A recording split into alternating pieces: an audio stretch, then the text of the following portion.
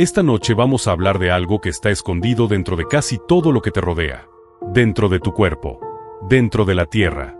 Dentro de las estrellas. Una partícula tan común que casi nadie piensa en ella. Y, al mismo tiempo, tan extraña que su historia ayudó a decidir cómo sería el universo entero.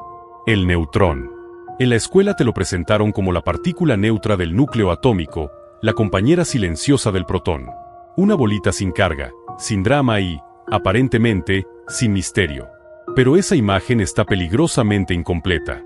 Porque hay algo que casi nunca te dicen. Un neutrón, si lo sacas del refugio del átomo y lo dejas solo, muere. No aguanta mucho.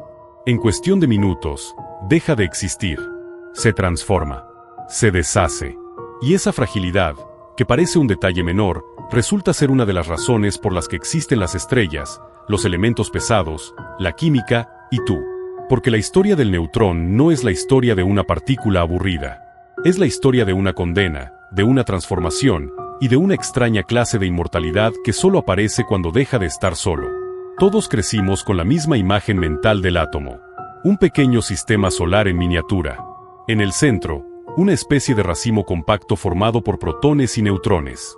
Alrededor, electrones girando como si fueran planetas. Y durante años esa imagen parece suficiente. Sirve para aprobar exámenes, para entender más o menos la tabla periódica, para tener la sensación de que uno ya sabe de qué está hecha la materia. Pero esa versión cómoda del átomo es solo una caricatura.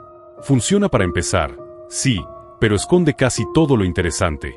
Porque ni el núcleo es una bolita simple, ni el neutrón es una pieza elemental, ni lo que ocurre en su interior se parece en nada a algo tranquilo. De hecho, si pudiéramos mirar dentro de un neutrón, no veríamos una esfera lisa y silenciosa. Veríamos una tormenta. Un lugar donde partículas diminutas aparecen, desaparecen, chocan, se transforman y quedan atrapadas por una de las fuerzas más extremas que existen en la naturaleza. Y lo más sorprendente es que, desde fuera, toda esa violencia se ve como una simple partícula neutra. Esa es la primera gran trampa de la física. Cuanto más simple parece algo, más brutal puede ser lo que esconde por dentro. Durante una buena parte del siglo XX, los físicos pensaban que la materia ordinaria estaba hecha de 3 ladrillos fundamentales: protones, neutrones y electrones. Parecía una respuesta elegante. Todo lo visible, desde una piedra hasta una galaxia, podía explicarse a partir de esas 3 piezas. Pero entonces empezaron a llegar los problemas. Cada vez que se hacían colisiones más energéticas en aceleradores de partículas, empezaban a aparecer nuevos fragmentos, nuevas partículas, nuevos nombres extraños. El mundo subatómico dejó de parecer limpio y ordenado y empezó a parecer un zoológico. Algo no encajaba. Si protones y neutrones eran realmente fundamentales, ¿por qué al golpearlos con suficiente energía aparecía tanta complejidad? La respuesta fue una de las ideas más revolucionarias de la física moderna. Protones y neutrones no eran fundamentales. Estaban hechos de cosas más pequeñas. Cosas llamadas quarks. Y en el momento en que esa idea apareció, la materia dejó de ser lo que parecía. El neutrón, en realidad, está construido con 3 quarks. 2 quarks down y un quark up. El protón, en cambio, tiene 2 up y un down. Eso es todo. Ese pequeño cambio en la combinación altera el resultado final. El protón termina con carga positiva. El neutrón, con carga total 0. Pero aquí ya aparece algo fascinante. El neutrón no es neutro porque esté vacío de carga. Es neutro porque las cargas que lleva dentro se cancelan perfectamente. O sea, dentro del neutrón sí hay carga. Sí hay estructura. Sí hay movimiento. Lo que ocurre es que el balance final da 0. Es una neutralidad construida, no una neutralidad simple. Y eso cambia por completo la manera de verlo. Ya no estamos frente a una bola sin contenido, sino ante una especie de sistema interno cuidadosamente equilibrado. Al principio, muchos físicos pensaron que los quarks eran solo una herramienta matemática, una forma elegante de ordenar el caos, pero no necesariamente cosas reales. Hasta que llegaron los experimentos que lo cambiaron todo. Cuando se dispararon electrones de altísima energía contra protones, algunos rebotaron en ángulos inesperados, como si hubieran chocado contra objetos pequeños, duros y puntuales en su interior. Era la misma lógica que décadas antes había revelado la existencia del núcleo atómico. Solo que ahora el núcleo también tenía interior. Y dentro de ese interior había algo más. Los quarks dejaron de ser una idea bonita y pasaron a ser parte real de la historia de la materia. A partir de ahí, El neutrón dejó de ser una partícula elemental y se convirtió en algo mucho más raro, un objeto compuesto, dinámico y profundamente inestable cuando se lo saca de su contexto. Pero eso abre una pregunta todavía más incómoda. Si el neutrón está hecho de partes, ¿qué impide que esas partes salgan disparadas? ¿Qué mantiene a los quarks atrapados dentro? La respuesta es la fuerza fuerte. Y el nombre no le hace justicia. No es solo una fuerza intensa, es una brutalidad. Es, con diferencia, una de las interacciones más poderosas del universo conocido. Dentro del neutrón, esa fuerza aprieta a los quarks en un espacio absurdamente pequeño, mucho menor que el tamaño de un átomo. Allí dentro no hay reposo.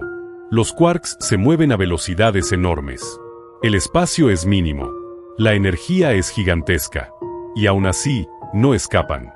Porque la fuerza fuerte no actúa como una cuerda normal, ni como un imán, ni como nada que veamos en la vida diaria. Tiene un comportamiento perversamente extraño. Cuanto más intenta separar dos quarks, más fuerte tira para volver a unirlos. Es como si el universo hubiera construido una prisión perfecta. No una cárcel que se debilita al forzarla, sino una que responde volviéndose más feroz. Los mediadores de esa fuerza son los gluones. Y aquí la historia se vuelve todavía más extraña, porque los gluones no son mensajeros pasivos. También interactúan entre sí. Eso hace que el interior del neutrón no sea un simple intercambio ordenado entre tres partículas, sino un caos continuo. Un mar de energía. Una agitación permanente donde aparecen pares de partículas virtuales y desaparecen casi al instante. De hecho, si alguien imagina el interior del neutrón como tres bolitas quietas pegadas unas a otras, está viendo exactamente lo contrario de la realidad. El interior del neutrón se parece más a una tormenta cuántica que a una estructura sólida. Y aquí llega uno de los giros más impresionantes de toda esta historia. Casi toda la masa del neutrón no viene de la masa de sus quarks. Viene de la energía atrapada en ese caos. Viene de la violencia del confinamiento. Viene del movimiento, de los gluones, de las fluctuaciones, de esa prisión energética microscópica. Es decir, gran parte de la masa de la materia ordinaria no es materia en el sentido intuitivo. Es energía organizada de una forma tan intensa que se presenta como masa. Cuando sostienes una piedra, cuando apoyas los pies en el suelo, cuando notas el peso de tu propio cuerpo, estás sintiendo en gran parte la fuerza fuerte trabajando en silencio dentro de protones y neutrones. Y aun con todo eso, con toda esa energía, con toda esa violencia interna, con toda esa fuerza descomunal manteniéndolo unido, el neutrón libre tiene un problema. Un reloj. Una cuenta regresiva. Porque la fuerza fuerte puede mantener juntos a los quarks, pero no puede impedir que uno de ellos cambie de identidad. Y aquí entra en escena otra fuerza completamente distinta. Mucho más débil. Mucho más sutil. Mucho más lenta. La fuerza débil. Y lo paradójico es que esta fuerza, comparada con la fuerza fuerte, parece casi insignificante. Pero basta. Porque es la única capaz de hacer algo que ninguna otra puede lograr. Cambiar el tipo de un quark. Cambiar su sabor.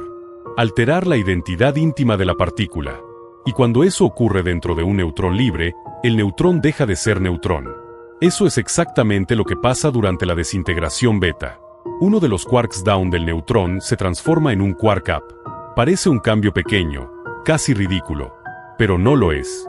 Porque en cuanto eso sucede, la composición interna deja de ser 2 down y un up. Ahora es 2 up y un down. Y esa nueva combinación ya no corresponde a un neutrón. Corresponde a un protón. En otras palabras, el neutrón no se rompe como un objeto que se agrieta. Se convierte en otra cosa. Cambia de identidad desde dentro. Y para que las cuentas del universo sigan cerrando, en ese proceso también aparecen un electrón y un antineutrino. El resultado final es limpio y extraño a la vez. Donde antes había un neutrón, ahora hay un protón, un electrón y un antineutrino escapando. La partícula original ha desaparecido. Lo más alucinante de esta transformación es que está impulsada por una diferencia de energía muy pequeña. El neutrón es ligeramente más masivo que el protón. Muy poco más. Una diferencia minúscula en términos absolutos. Pero suficiente. Lo justo para que el universo prefiera el estado final. Y en física, cuando existe una forma de ir hacia un estado de menor energía y alguna fuerza permite hacerlo, tarde o temprano ocurre. Esa es la condena del neutrón libre. No está defectuoso. No está roto. No se desgasta. Simplemente está en una configuración que el universo considera un poco menos favorable que la del protón. Y esa mínima diferencia basta para firmar la sentencia. Ahora viene la parte más hermosa y más extraña de toda la historia. Ese mismo neutrón condenado, ese mismo objeto que en soledad no aguanta mucho tiempo, puede volverse prácticamente eterno si está dentro de un núcleo atómico estable. El mismo neutrón, la misma estructura interna, los mismos quarks, los mismos gluones, la misma fuerza débil acechando. Y, sin embargo, un destino totalmente distinto. ¿Cómo puede ser? ¿Cómo puede una partícula morir en minutos cuando está sola y durar miles de millones de años cuando está acompañada? La respuesta no está en que el neutrón cambie. La respuesta está en el lugar donde se encuentra, en su entorno, en su paisaje energético. Dentro de un núcleo, protones y neutrones están atrapados en una especie de pozo de energía creado por la interacción nuclear. Están ligados entre sí, sujetos por energía de enlace, y esa unión cambia por completo las reglas del juego. Porque la desintegración solo puede ocurrir si el estado final tiene menos energía que el estado inicial. Fuera del núcleo, eso es verdad, el protón resultante pesa un poco menos, y el proceso libera energía. Pero dentro de un núcleo estable, la situación es otra. Si un neutrón se transformara en protón, ese nuevo protón tendría que encajar dentro de una estructura ya ocupada, sufrir repulsión eléctrica de los otros protones y colocarse en niveles cuánticos que pueden estar menos disponibles o ser más costosos energéticamente. De pronto, lo que fuera del núcleo era favorable, dentro puede dejar de serlo. El camino de salida se cierra. La fuerza débil sigue existiendo. La posibilidad teórica sigue ahí. Pero el balance energético ya no acompaña. El neutrón ya no puede caer cuesta abajo. Así que no decae. Se queda donde está. Y sobrevive. Esto es muchísimo más profundo de lo que parece.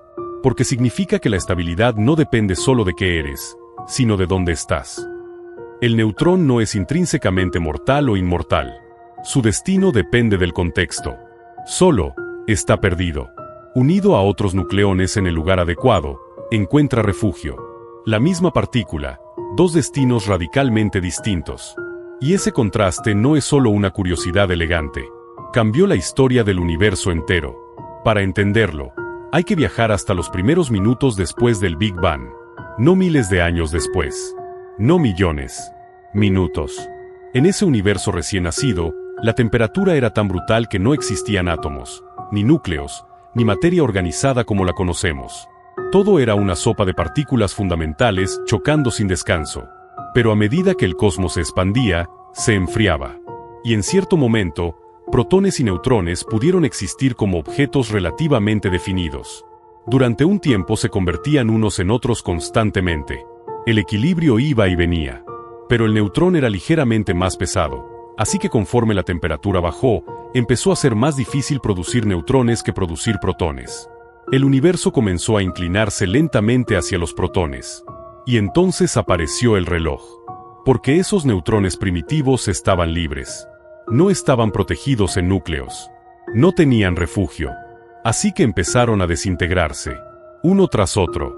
El universo entró en una carrera contrarreloj, o los neutrones lograban quedar atrapados en los primeros núcleos estables antes de desintegrarse, o desaparecerían casi todos. Ese detalle es gigantesco, porque si demasiados neutrones hubieran muerto en esos primeros minutos, el universo habría quedado compuesto casi por puro hidrógeno. La química habría sido distinta. Las estrellas se habrían comportado de otra manera. La producción de elementos pesados habría cambiado. La historia de la materia compleja quizá ni siquiera habría empezado. Pero algunos neutrones lograron salvarse. Cuando el universo se enfrió lo suficiente como para que los protones y neutrones pudieran unirse sin ser inmediatamente separados por fotones demasiado energéticos, comenzó la nucleosíntesis primordial. Se formó deuterio, luego helio. Y ahí muchos neutrones encontraron el hogar que necesitaban. El lugar donde la fuerza fuerte los encerró con suficiente eficacia como para que la fuerza débil ya no pudiera arrebatarlos. La cuenta regresiva se detuvo para ellos.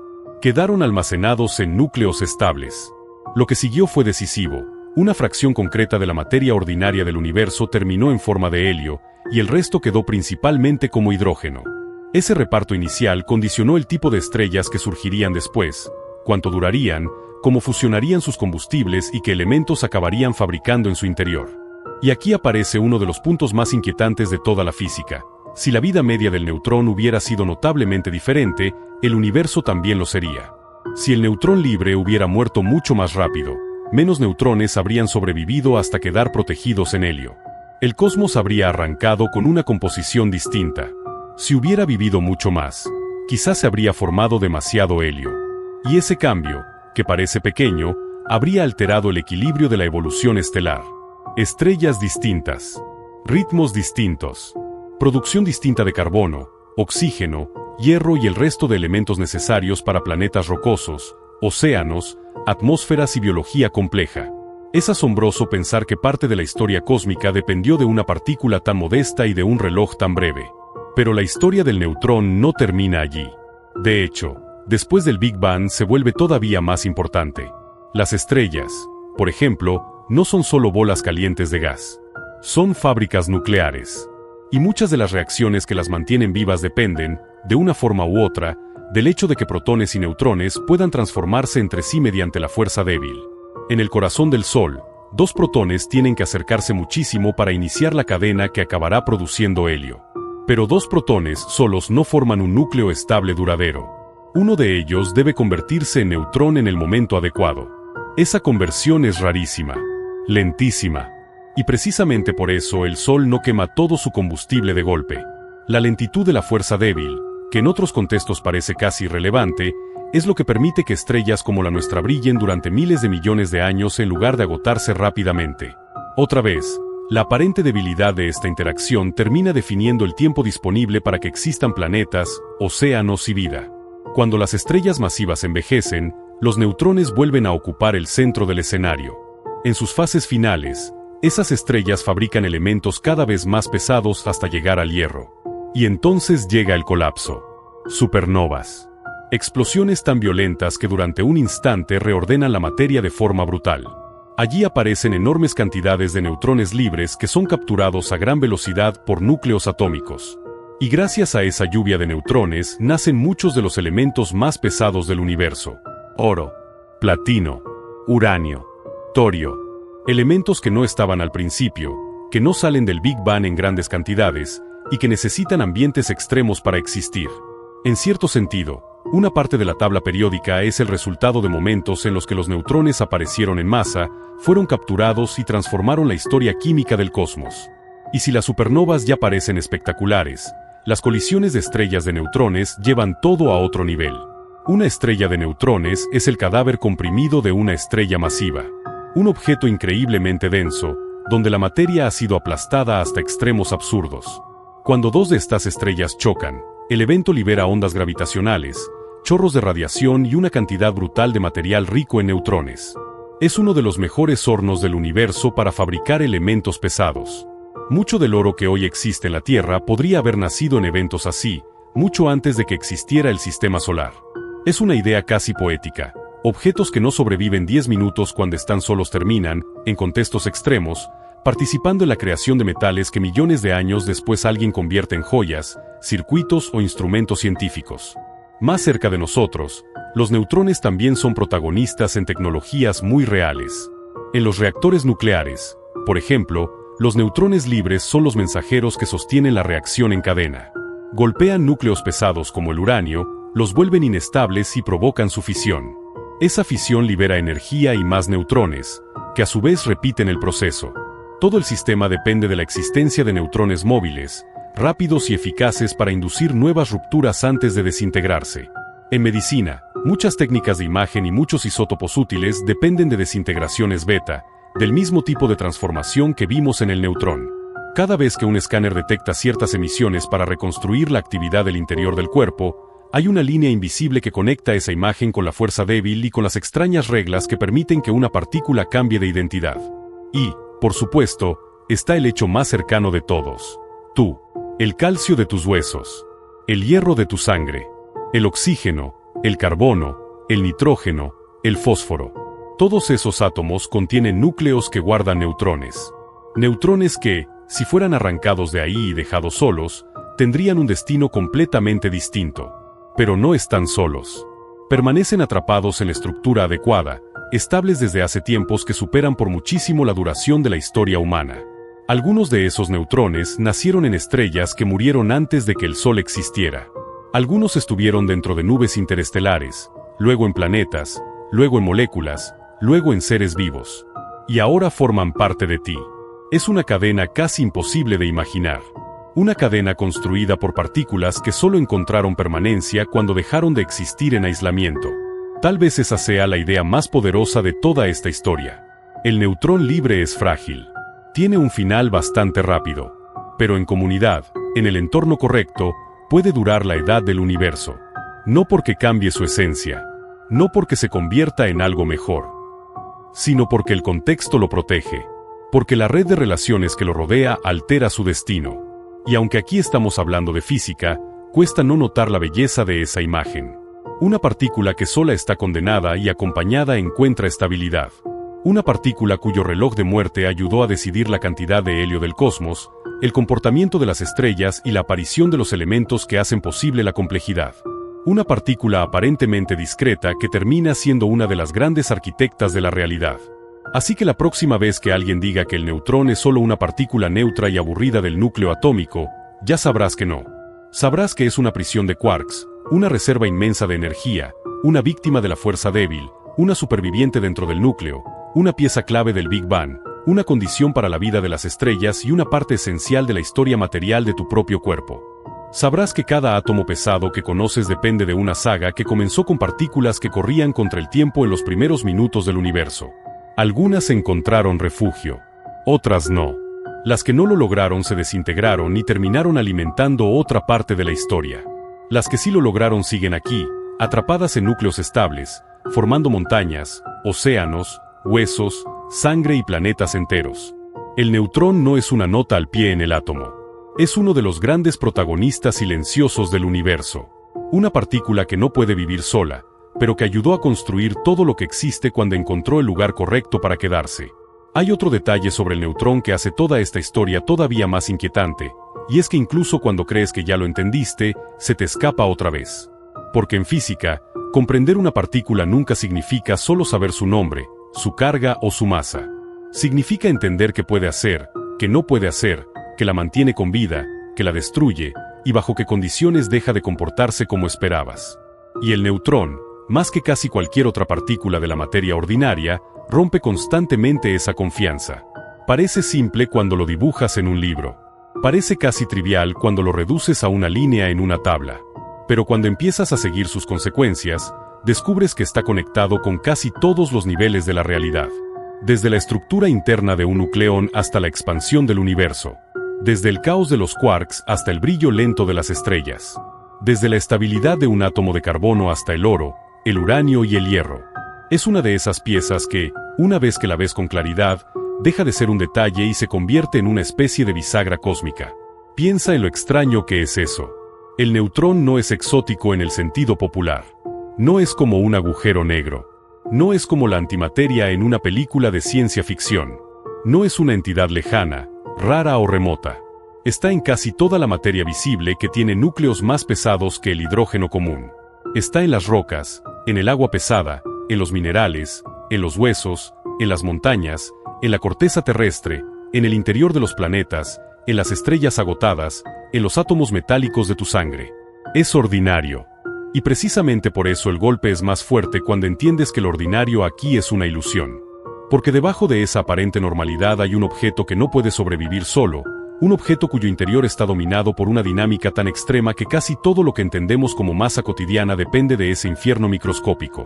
Eso significa que la estabilidad del mundo visible no descansa sobre piezas tranquilas, sino sobre equilibrios violentos que funcionan con una precisión absurda. Y todavía hay algo más perturbador. Cuando hablamos de un neutrón, tendemos a pensar en un objeto, una unidad, algo definido. Pero en realidad, incluso esa intuición empieza a romperse cuando miras con más cuidado. Porque el neutrón no es una cajita con 3 quarks inmóviles dentro. Ni siquiera es correcto imaginarlo como 3 bolitas orbitando entre sí de una forma clara. La imagen real es mucho más difícil de agarrar mentalmente. Hay 3 quarks de valencia, sí, y son los que determinan la identidad global de la partícula. Pero alrededor y entre ellos existe una actividad frenética del campo fuerte. Los gluones no solo los unen, alteran el paisaje completo. Y la energía asociada a todo eso genera un océano de fluctuaciones cuánticas donde pares de quark y antiquark pueden surgir por instantes minúsculos y desvanecerse. Lo que llamamos el neutrón es, en cierto sentido, una estabilidad emergente por fuera y un desorden constante por dentro. Una apariencia de unidad sostenida por una complejidad casi salvaje. Eso obliga a replantear una idea muy básica que casi todos tenemos desde niños, la idea de que las cosas pequeñas son más simples. En el mundo cotidiano, eso parece razonable. Un reloj es más simple que una fábrica. Una piedra es más simple que una ciudad. Pero en el mundo subatómico, reducir la escala no te lleva necesariamente a la simplicidad. Muchas veces te lleva a una complejidad todavía más radical, una complejidad que además no se parece a nada que experimentemos directamente. Un neutrón es pequeño, sí, ridículamente pequeño, pero no por eso es simple. De hecho, buena parte de la física del siglo XX y XXI puede contarse como la historia de esa humillación intelectual. Cuanto más profundo miramos, menos se parece la realidad a nuestras intuiciones cómodas. El átomo no era indivisible. El núcleo no era elemental. El protón y el neutrón no eran fundamentales. Y cada vez que se levantaba una capa, no aparecía una verdad tranquila, sino otra pregunta más extraña. Por eso la historia de los aceleradores de partículas fue tan decisiva. No porque simplemente encontraran quarks, sino porque destruyeron la fantasía de que el mundo de lo pequeño ya estaba cerrado y ordenado. Cuando en los laboratorios empezaron a aparecer cada vez más resonancias, mesones, bariones y estados extraños, aquello no se veía como una victoria clara de la comprensión. Se veía como una proliferación casi absurda. El famoso zoológico de partículas no era solo una lista larga, era una crisis de interpretación. Era la señal de que el lenguaje viejo ya no alcanzaba. Y cuando el modelo de quarks empezó a tomar forma, lo hizo al principio casi con aspecto de truco contable. Algo útil para organizar nombres y patrones. Pero precisamente ahí está uno de los grandes giros de la física moderna. Muchas veces las matemáticas llegan primero como una estructura elegante, y después la naturaleza obliga a aceptar que lo elegante no era solo un juego, sino una descripción real de lo que existe. Esa transición de herramienta matemática a realidad física es importante porque cambia la manera en la que debemos escuchar historias como esta. Cuando decimos que el neutrón está hecho de 2 down y 1 up, no estamos repitiendo una fórmula escolar. Estamos diciendo que dentro de toda la materia pesada hay una arquitectura mínima, una combinación concreta de constituyentes con cargas fraccionarias, confinados por una interacción que no permite la libertad individual. Eso ya es una historia. Una historia de identidad construida a partir de la combinación. Una historia donde cambiar una sola pieza altera completamente el resultado final. Una historia donde un objeto neutro es en realidad un acuerdo interno entre cargas distintas. Y ese acuerdo puede romperse. Hay algo especialmente poderoso en esa palabra, romperse. Porque en el caso del neutrón libre, la ruptura no se ve como la ruptura de una taza, de una roca o de una cuerda. No es una fractura mecánica. Es más profundo y, por eso mismo, más difícil de imaginar. Cuando un quark down se convierte en un up, no estamos viendo una pieza que se sale del lugar.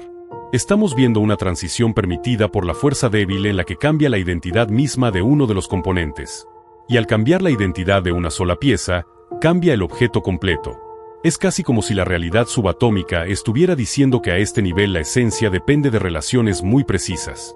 Un cambio minúsculo, un intercambio de sabor de quark, y lo que parecía la misma partícula deja de serlo. Esa es otra razón por la que el neutrón da tanto juego narrativo. Porque su desintegración no es una muerte intuitiva. No parece una muerte. Parece una reescritura. El neutrón no se pulveriza en caos sin forma, se reorganiza en productos perfectamente definidos. Aparece un protón. Aparece un electrón. Aparece un antineutrino. Hay leyes de conservación intactas, balances exactos, cuentas cerradas. Y, sin embargo, el objeto original desaparece. Eso tiene algo profundamente elegante y frío. No hay dramatismo desordenado. Hay una transformación rigurosa. Una especie de burocracia cósmica inapelable. La carga se conserva. La energía se conserva. El momento se conserva. Todo queda en regla. Solo que el neutrón ya no está. Y cuanto más lo piensas, más extraordinario resulta que una interacción llamada débil sea capaz de decidir el final de una partícula mantenida unida por la fuerza más intensa del universo. Esa tensión entre nombres cotidianos y realidades extremas también es típica de la física. Fuerte y débil no quieren decir lo que uno imagina inmediatamente. La fuerza fuerte es dominante para mantener unido el interior hadrónico, sí, pero no puede cambiar sabores de quarks.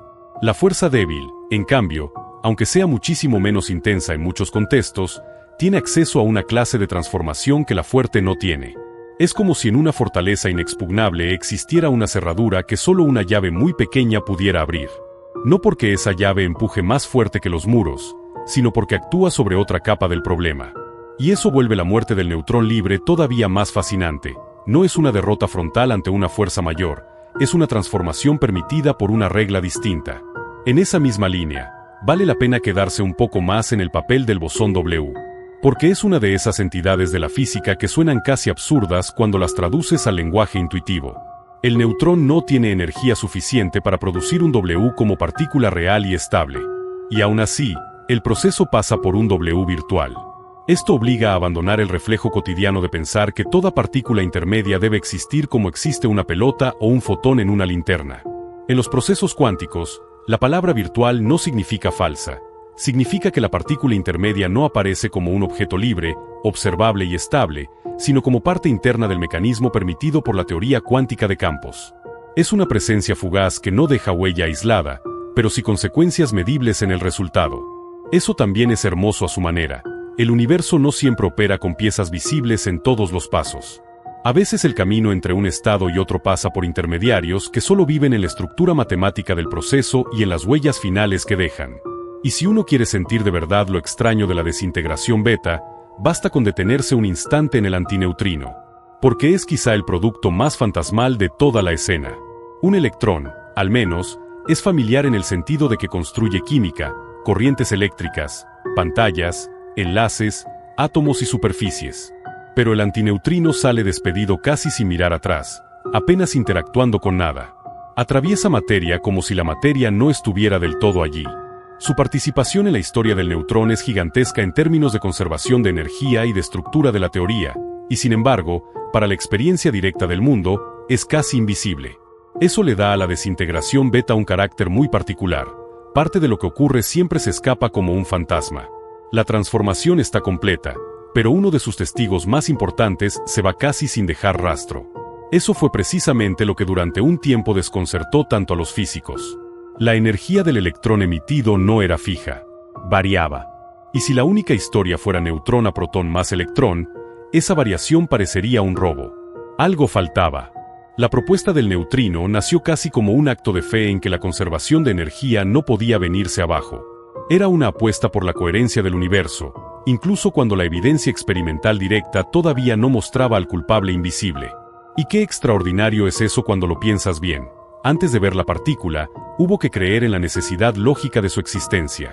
Hubo que aceptar que la naturaleza no estaba haciendo trampa. Simplemente estaba escondiendo una pieza muy difícil de atrapar. Años después, cuando finalmente se detectaron neutrinos, no solo se confirmó una partícula más. Se confirmó que el mundo subatómico puede ser radicalmente esquivo sin dejar de ser riguroso.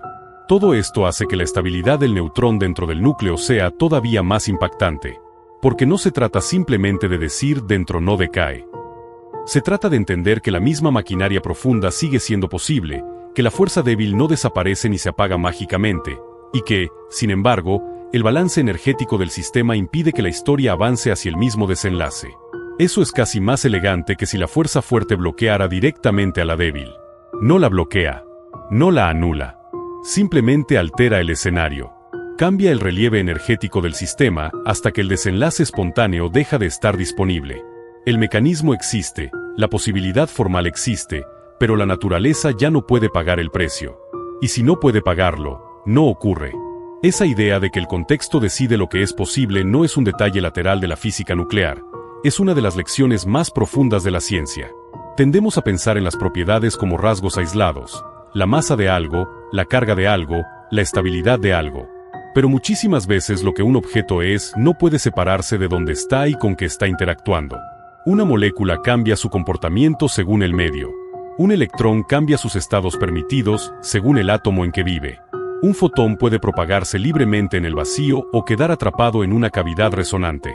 Y un neutrón puede ser mortal o casi eterno según si está solo o formando parte de una configuración nuclear estable. No es que la física sea arbitraria. Es que la física es relacional. El destino no sale solo de la pieza, sale de la pieza dentro de un sistema. Y eso nos lleva a la energía de enlace, que es uno de los conceptos más bonitos de toda esta historia porque condensa una intuición poderosa. Estar unido puede hacer que el conjunto pese menos que la suma de sus partes libres. Esa frase, que suena casi poética, es física dura. Cuando nucleones se unen y forman un núcleo, liberan energía. El sistema ligado queda en un estado más bajo que las piezas separadas. La masa del conjunto disminuye justamente en la cantidad equivalente a la energía liberada. Así que un núcleo estable no es simplemente un saco donde protones y neutrones están guardados. Es una estructura en la que el propio hecho de estar juntos redefine el valor energético de todo el sistema. Y si cambias una pieza, cambias la energía total, las repulsiones, las ocupaciones cuánticas, el equilibrio completo. De ahí que la desintegración posible de un neutrón libre no sea automáticamente posible en el núcleo. El vecindario importa. Y mucho. En realidad, se puede ir incluso más lejos. Hay núcleos donde neutrones ligados y decaen, pero lo hacen porque la combinación concreta de protones, neutrones, niveles disponibles y balance energético ya no sostiene la estabilidad. Eso convierte al mapa de los núcleos en algo casi geográfico. Existe una región de estabilidad, un valle, y a ambos lados aparecen excesos, demasiado neutrón por un lado, demasiado protón por el otro. Los núcleos fuera de ese valle intentan reorganizarse. No porque quieran nada, por supuesto, sino porque la configuración disponible de menor energía se encuentra en otra relación entre protones y neutrones. Y la fuerza débil proporciona el camino para que esa reorganización ocurra. Así, beta menos cuando sobran neutrones, beta más o captura electrónica cuando sobran protones.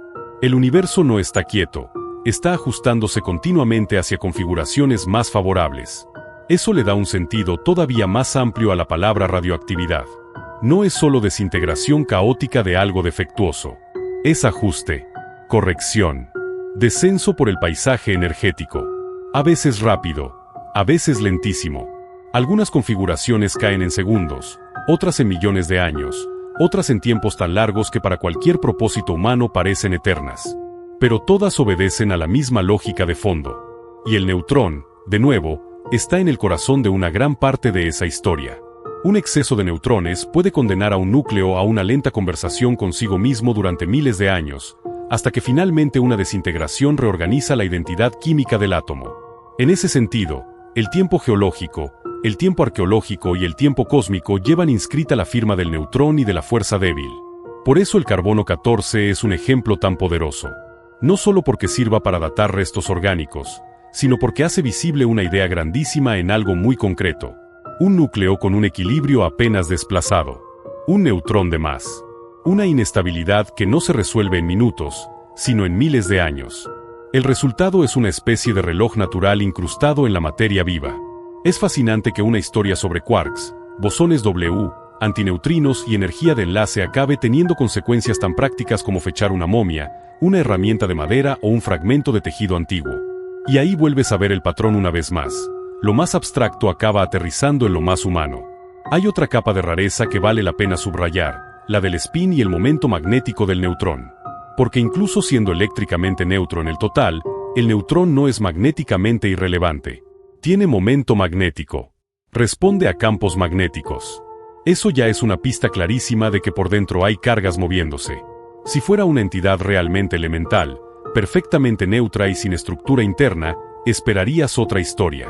Pero el universo otra vez te empuja a aceptar que el cero externo esconde distribución interna. Y esa distribución no es uniforme.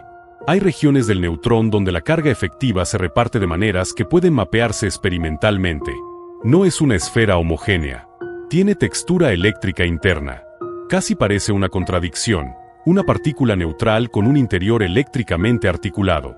Pero no es contradicción. Es una consecuencia de que lo total no te cuenta toda la historia. Eso mismo ayuda a entender por qué la física moderna dejó de tratar a protones y neutrones como bolitas rígidas. Son estados ligados de la cromodinámica cuántica. Configuraciones complejas del campo fuerte. Y la palabra estado aquí importa. Porque sugiere que no estamos mirando miniaturas sólidas al estilo de canicas, sino organizaciones estables dentro de una teoría de campos. El protón y el neutrón son, en cierto sentido, soluciones robustas de una dinámica muy complicada. No son las únicas posibles. Hay muchas resonancias hadrónicas, muchos estados excitados, muchas combinaciones inusuales que pueden aparecer en colisiones energéticas. Pero en el mundo cotidiano, el protón y el neutrón dominan porque son justo las configuraciones que tienen el tipo de estabilidad necesaria para construir núcleos y materia duradera. O casi. Porque, de nuevo, el neutrón libre queda fuera de esa tranquilidad. Y aquí aparece una pregunta filosófica que a veces pasa desapercibida. ¿Qué tan distinto sería nuestro sentimiento intuitivo sobre la materia si en la escuela se enseñara desde el principio que la mitad de lo que eres está hecha de partículas que no sobrevivirían ni un cuarto de hora por su cuenta? Seguramente miraríamos el mundo con otra mezcla de asombro y extrañeza. Porque la estabilidad que damos por sentada no es el estado por defecto de las piezas. Es una estabilidad compuesta, relacional, contextual. Tus átomos son refugios. Tus núcleos son fortalezas energéticas. Los neutrones en tus huesos, en tus dientes, en tus tejidos, en tus minerales, están a salvo no por una virtud aislada, sino por formar parte de un entramado adecuado. La permanencia de la materia cotidiana no es simple, es una victoria continua del equilibrio sobre la tendencia al cambio.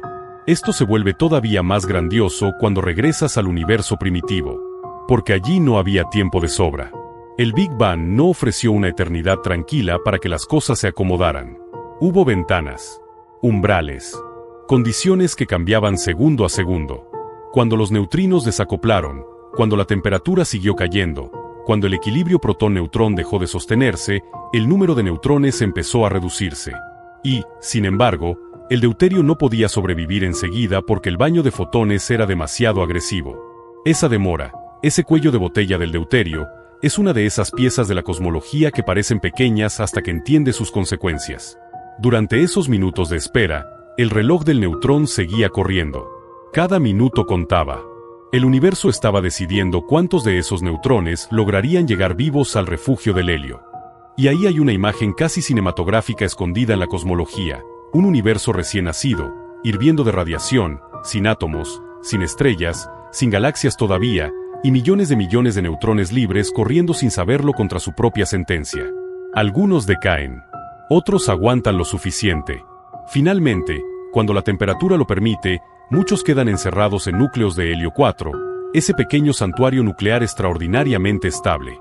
Es muy difícil exagerar la importancia de ese momento. Porque el porcentaje final de helio primordial no es un adorno cosmológico, es una huella directa de las condiciones de los primeros minutos. Y el hecho de que nuestras teorías puedan calcularlo y que el universo real responda aproximadamente con ese 25% de helio por masa es una de las validaciones más hermosas de que, a pesar de toda su rareza, la historia que contamos sobre el cosmos primitivo tiene poder real. A la vez, es imposible no notar lo delicado del asunto. Si la masa relativa del protón y el neutrón hubiera cambiado un poco, si la intensidad efectiva de la interacción débil fuera otra, si la expansión del universo hubiera sido diferente, si el tiempo disponible antes de romper el cuello de botella del deuterio se hubiera alterado demasiado, el inventario químico inicial habría sido otro. Y eso habría cascado hacia la formación de las primeras estrellas, hacia su metalicidad, sus vidas, sus muertes, la producción de carbono y oxígeno, la existencia de planetas rocosos y, eventualmente, de biología compleja. No se trata de convertir esto en una historia de ajuste fino místico.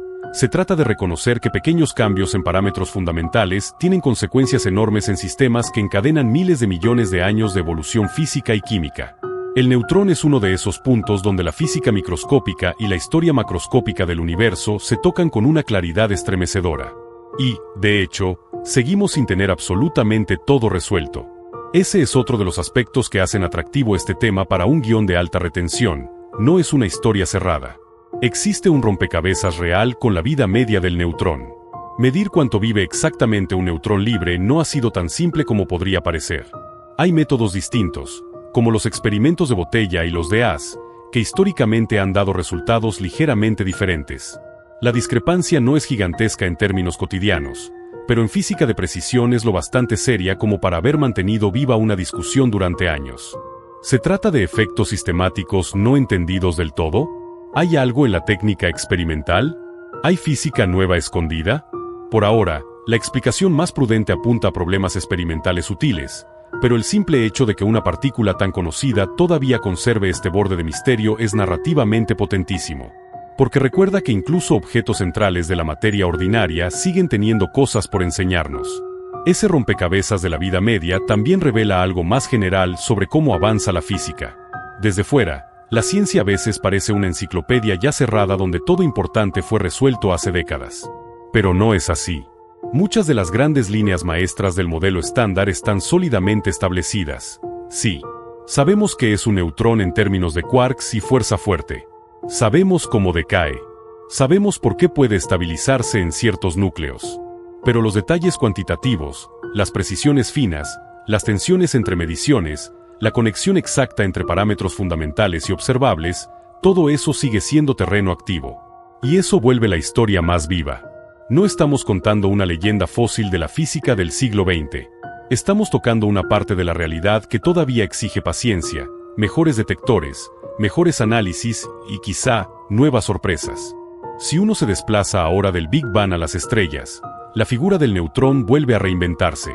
En el Sol, por ejemplo, la clave no es solo que exista el neutrón, sino que la fuerza débil pueda crear uno allí donde antes solo había protones. El primer paso de la cadena protón-protón es extraordinariamente lento justamente porque necesita esa conversión rarísima durante el encuentro de dos protones. Si esa tasa fuera muchísimo mayor, el Sol habría ardido de una forma muy distinta. Quizá no durante miles de millones de años, sino durante una fracción mucho menor. Y entonces todo el escenario para la vida en la Tierra habría cambiado. Otra vez aparece la misma lección. La lentitud, que a veces parece un defecto, aquí es una bendición estructural. La debilidad de la interacción débil hace posible la paciencia de las estrellas. Y cuando las estrellas grandes llegan a sus etapas finales, los neutrones ya no son solo agentes discretos de una reacción concreta. Se convierten en protagonistas de procesos de captura que fabrican media tabla periódica. El proceso S, más lento, y el proceso R, explosivo, representan dos maneras muy diferentes en las que la naturaleza utiliza neutrones para subir por la escalera de los elementos. Uno aprovecha tiempos relativamente largos entre capturas, permitiendo beta-decays intermedias que devuelven al núcleo hacia el valle de estabilidad antes de seguir. El otro bombardea tan rápido que los núcleos se van cargando de neutrones a una velocidad brutal antes de tener tiempo de reorganizarse. Luego, cuando la tormenta se calma, llegan las desintegraciones beta en cascada y esos núcleos extremadamente ricos en neutrones se desplazan hacia regiones estables, dejando como herencia algunos de los elementos más pesados que conocemos. Es una forma preciosa de ver cómo el neutrón puede ser a la vez algo que muere rápido cuando está solo y algo que, en grandes cantidades, se convierte en herramienta de construcción para la materia más compleja. La existencia misma de estrellas de neutrones parece casi una hipérbole física, una exageración del concepto. Si en el mundo normal el neutrón necesita un núcleo para estabilizarse, en una estrella de neutrones lo que tienes es materia comprimida hasta tal punto que los electrones y protones se combinan masivamente, generando un objeto donde la materia se vuelve neutrón dominante bajo gravedad extrema. Es como si la naturaleza hubiera dicho: ¿quieres ver lo que pasa cuando llevas esta lógica al límite? Y el resultado es un residuo estelar de densidad monstruosa, donde una cucharadita de material pesa miles de millones de toneladas y donde los neutrones ya no están simplemente dentro de núcleos normales, sino formando una fase de materia completamente distinta de lo cotidiano. Incluso ahí, en los restos más compactos del colapso estelar, el neutrón vuelve a estar en el centro del escenario. Las colisiones de estrellas de neutrones, además, son una clase de poema violento del universo, porque juntan varios de los temas de esta historia en un solo evento: materia ultradensa, abundancia de neutrones, gravedad extrema, producción de elementos pesados, radiación brutal, ondas gravitacionales y una conexión directa con cosas tan humanas como el oro de un anillo o el platino de un dispositivo. Es difícil imaginar una mejor demostración de que la física de partículas y la cosmología no son compartimentos separados. Lo que ocurre con quarks y fuerzas fundamentales dentro de un neutrón acaba resonando, miles de millones de años después, en la composición química de mundos enteros. También merece más atención la relación entre el neutrón y la electricidad de nuestro mundo moderno. No porque el neutrón transporte corriente, claro, sino porque los reactores nucleares y muchas técnicas de ingeniería y medicina dependen de él de manera esencial. En un reactor, controlar neutrones significa controlar el ritmo de la reacción en cadena. Moderarlos, absorberlos, reflejarlos, dejar pasar los necesarios y frenar los demás. Todo un sistema tecnológico gigantesco gira alrededor de estas partículas discretas que salen despedidas de las fisiones y cuya probabilidad de ser capturadas o de escapar determina si la reacción se sostiene, se apaga o se descontrola. Una ciudad iluminada por energía nuclear está, en última instancia, sostenida por el manejo muy preciso de neutrones. Y lo mismo vale para muchas técnicas de detección e instrumentación. Los neutrones, precisamente por no tener carga eléctrica, atraviesan ciertos materiales de maneras que otras partículas no atraviesan. Eso los vuelve útiles para sondeo de estructuras, análisis de materiales y procesos industriales y científicos muy diversos. Es otra ironía agradable. La neutralidad que a simple vista parecía aburrida se convierte en una propiedad tecnológicamente valiosa. El neutrón no solo explica el pasado del universo, también participa en herramientas humanas contemporáneas. Hay otra forma de mirar esta historia que la vuelve todavía más rica, pensarla como una historia sobre escalas de tiempo. En un extremo están las interacciones fuertes dentro del neutrón, sucediendo en intervalos absurdamente breves, del orden de 10 a la menos 23 segundos. En otro están las desintegraciones beta de un neutrón libre, del orden de minutos. Luego las beta-decays nucleares de algunos isótopos, del orden de años, miles de años o millones de años. Después la vida de estrellas, de cientos de millones o miles de millones de años. Y luego la historia cósmica completa, de 13.800 millones de años. El neutrón conecta todos esos relojes. Es una partícula que vive en el reino ultrarrápido de la cromodinámica cuántica, pero cuyas consecuencias estructuran historias de edad planetaria y galáctica. Eso es rarísimo. Es como si una nota casi inaudible dentro de una máquina microscópica terminara determinando la melodía entera que escuchas a escala cósmica. Y no se puede pasar por alto el hecho de que la mayor parte de la materia visible del universo tiene en su masa la firma de la fuerza fuerte más que la del Higgs.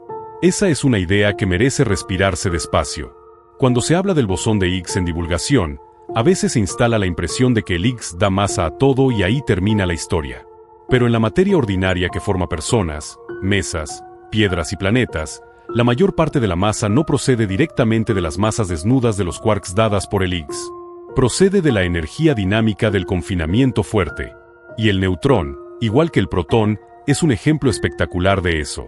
Tus kilos, los míos, el peso de una montaña, el empuje de un cuerpo contra el suelo, dependen en gran medida de energía atrapada en hadrones. Si esa frase no sacude un poco la intuición, pocas cosas lo harán. Incluso el lenguaje cotidiano queda corto para procesarlo. Decimos masa y pensamos en cantidad de materia. Pero aquí la masa emerge del movimiento relativista de quarks confinados, del campo gluónico, de las fluctuaciones cuánticas. La frontera intuitiva entre materia y energía se deshace. Y el neutrón es una manera muy concreta de sentir esa desintegración de la intuición, porque su masa total está muy por encima de la suma de las masas en reposo de sus quarks constituyentes. Lo que sobra, que es casi todo, no es una suma misteriosa metida a mano. Es dinámica. Es interacción. Es energía hecha peso. Si todo esto parece ya enorme, todavía queda una dimensión casi emocional de la historia. Porque a diferencia de muchas otras partículas que viven solo en colisiones o en teorías, el neutrón participa en una narrativa casi simbólica, solo es vulnerable, acompañado es duradero. Y aunque hay que tener cuidado con antropomorfizar la física, no deja de ser una metáfora potentísima. El neutrón libre, arrancado de una estructura estable, cae. El neutrón integrado en un núcleo adecuado, permanece. El universo construyó complejidad a partir de partículas que, en cierto modo, necesitaban encontrar refugio antes de que se agotara el tiempo. Y si esa imagen no fuese real en términos energéticos, parecería inventada para un cuento. Esa misma lógica vuelve todavía más conmovedora la idea de que muchos de los neutrones que hoy forman parte de tu cuerpo han estado viajando en la historia material del cosmos durante miles de millones de años. No como neutrones libres continuos desde entonces, claro, sino como parte de núcleos que fueron pasando de unas estructuras a otras, de estrellas a nubes, de nubes a planetas, de minerales a seres vivos. Cada átomo tiene una biografía cósmica. Y el neutrón ayuda a contarla porque está presente en la estabilidad de esos núcleos que lograron resistir. Pensar que una parte de tu materia fue ensamblada en hornos estelares remotos ya es impresionante. Entender que esa materia incluye partículas que no durarían ni 10 minutos si las sacaras de su hogar nuclear vuelve la historia mucho más intensa. Y quizás ahí está una de las razones por las que este tema tiene tanto potencial para un video de alta retención. Combina misterio microscópico, paradoja conceptual, consecuencias cósmicas y una conexión íntima con el espectador. No es solo aquí hay una partícula rara. Es esa partícula rara decide parte de tu existencia. No es solo dentro del neutrón hay quarks. Es el peso del mundo y de tu cuerpo sale en gran medida de esa violencia interna. No es solo el neutrón libre decae. Es si esa decadencia hubiera tenido otro ritmo, el universo químico que hizo posible la vida quizá no habría surgido como lo conocemos. Muy pocos temas ofrecen de forma tan natural ese arco completo desde el interior invisible de la materia hasta la pregunta por qué hay algo como nosotros mirando el cosmos. También conviene enfatizar que el neutrón no quiere ser protón. Esa manera de hablar puede ayudar narrativamente, pero físicamente lo importante es el paisaje de estados accesibles. La naturaleza no tiene intenciones, tiene probabilidades, amplitudes y condiciones energéticas. Aún así, la metáfora de caer hacia un estado más favorable funciona porque el universo sí exhibe esa tendencia general. Las configuraciones que pueden liberar energía suelen ocurrir si alguna interacción lo permite. El neutrón libre está exactamente en esa situación. Tiene un camino abierto hacia un estado final ligeramente más bajo en energía, y la interacción débil ofrece el mecanismo. Ese es todo el drama. No hace falta añadir más. Y en cierto sentido, esa simplicidad final es lo que hace a la historia tan bella. Detrás de toda la rareza técnica, la lógica es obvia. Un pequeño desnivel energético cambia la historia de una partícula y con ella, parte de la historia del universo. Por supuesto, una vez que entiendes eso, miras el hidrógeno con otros ojos. El hidrógeno, el elemento más abundante del universo, es en su forma más común solo un protón con un electrón, sin neutrones. Y gran parte de ese dominio cósmico del hidrógeno está ligado al hecho de que muchos neutrones primordiales no sobrevivieron libres el tiempo suficiente o quedaron solo una fracción en helio. Así que incluso la abundancia del elemento más simple del cosmos está escrita parcialmente por el reloj del neutrón. El Sol brilla gracias al hidrógeno. Las estrellas están dominadas por él. Las nebulosas, los gigantes gaseosos, las nubes interestelares, el combustible principal de la fusión estelar, todo eso está atravesado por el destino temprano de los neutrones. Cuando una partícula puede dejar una firma tan clara tanto en el helio primordial como en la persistencia del hidrógeno cósmico, es difícil seguir llamándola secundaria. Y al mismo tiempo, el helio también cuenta una parte de esta epopeya. Porque representa a los neutrones que si llegaron a tiempo a un refugio estable. Es casi una bifurcación del destino escrita en la química más básica del universo. Unos neutrones terminaron convertidos en protones y alimentaron el predominio del hidrógeno. Otros fueron capturados en núcleos de helio y quedaron protegidos. Ambas rutas fueron esenciales. La del decaimiento y la de la supervivencia. Sin una, faltaría hidrógeno. Sin la otra, faltaría helio. Y sin esa combinación, las estrellas no serían las que son. A veces, cuando la física se cuenta mal, parece que todo está predeterminado por partículas fundamentales como si el resto fuera un mero decorado. Pero la historia del neutrón muestra algo más sutil. Sí, los parámetros fundamentales importan. Muchísimo. Pero igual de importante es cómo esos parámetros se despliegan en sistemas compuestos, en contextos, en estructuras emergentes.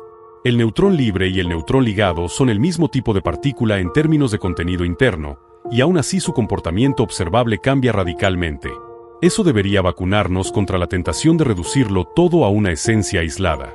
La realidad es una negociación entre componentes y entornos. Una negociación rigurosa, cuantificable, pero profundamente relacional. De hecho, una manera elegante de cerrar el círculo es volver a la pregunta más sencilla: ¿qué es un neutrón? Y responder ahora ya no con una frase escolar, sino con todo el peso de esta historia. Un neutrón es un barión compuesto de dos quarks down y un quark up, confinado por la fuerza fuerte, cargado internamente pero neutro en el total, con spin 1 medio, con momento magnético, con una masa dominada por energía de interacción, inestable en libertad por acción de la fuerza débil, estabilizable en núcleos adecuados mediante energía de enlace, decisivo en la nucleosíntesis primordial, en la evolución estelar, en la producción de elementos pesados, en la radioactividad, en la tecnología nuclear y en la propia composición material de los seres vivos. Esa es la respuesta completa. Y casi da vértigo compararla con la primera imagen de la partícula neutra que acompaña al protón. Quizá ese vértigo sea la emoción correcta. Porque la física, en sus mejores momentos, no solo da respuestas, también reorganiza la escala de asombro. Te toma una idea común, casi invisible, y la expande hasta volverla desmesurada. El neutrón es exactamente ese tipo de idea. Algo que parecía una pieza muda del átomo se revela como un nodo donde convergen la teoría cuántica de campos, la física nuclear, la cosmología primordial, la astrofísica estelar, la formación de elementos, la tecnología humana y la biografía material de tu propio cuerpo. Y todo arranca con una partícula que, si la dejas sola, no dura demasiado. Por eso, cuando uno mira la mano, la sangre, el suelo o una estrella con esta historia en la cabeza, la materia ya no se siente tan obvia. Lo aparentemente sólido se vuelve una coreografía improbable de equilibrios profundos.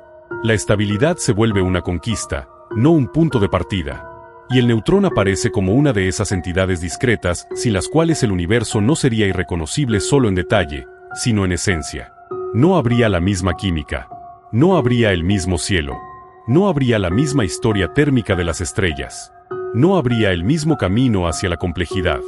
En ese sentido, entender al neutrón es entender algo muy parecido al tono general de la realidad, una mezcla de violencia interna, fragilidad contextual y consecuencias enormes. Y quizá la última ironía sea esta, que una de las grandes arquitectas del mundo visible sea una partícula incapaz de sostenerse sola. Hay algo profundamente revelador en eso. El universo no se construyó sobre unidades perfectamente autosuficientes, sino sobre relaciones, confinamientos, equilibrios y refugios. El neutrón libre cae. El neutrón ligado permanece. El cosmos que conocemos nació de esa diferencia. Tu cuerpo también. Y una vez que lo ves así, la vieja frase de que el neutrón es una partícula aburrida ya no puede sobrevivir. Porque la verdad es exactamente la contraria. El neutrón no solo no es aburrido. Es una de las pistas más claras de que la realidad, en su nivel más profundo, es mucho más extraña, más delicada y más hermosa de lo que parecía.